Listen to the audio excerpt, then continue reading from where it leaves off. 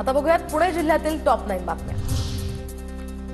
पुण्यातील कसबा पेठ मतदारसंघातील नागरी प्रश्नांसंदर्भात चर्चा करण्यासाठी महापालिका आयुक्तांनी बैठक बोलावली।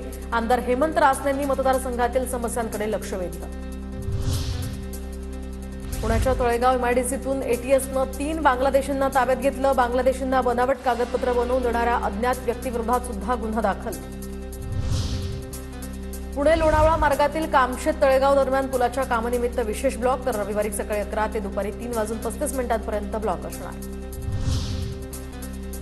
पिंपरी चिंचवड महानगरपालिकेमध्ये प्रशासकीय राजवटीत विकास कामांना खीळ, तर महापालिकेच्या तिजोरीत 900 कोटी रुपये शिल्लक। 9 महिन्यात केवळ 37% रक्कमच खर्च।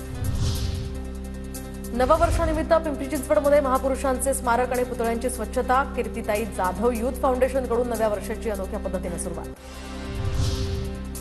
भोर तालुक्यातील आपटी गावामध्ये छत्रपती शिवाजी महाराजांच्या मंदिराचं लोकार्पण। शिवराय आणि मंदिर कलशाची पारंपरिक पद्धतीने वाजत गाजत मिरवणूक।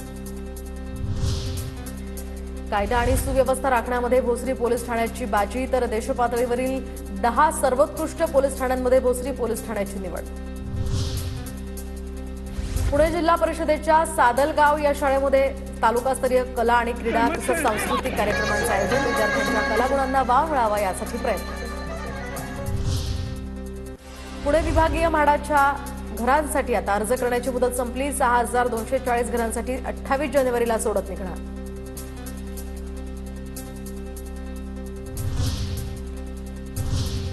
आता महाराष्ट्राच्या इतरही जिल्ह्यातील टॉप 9 बातम्या बघूया।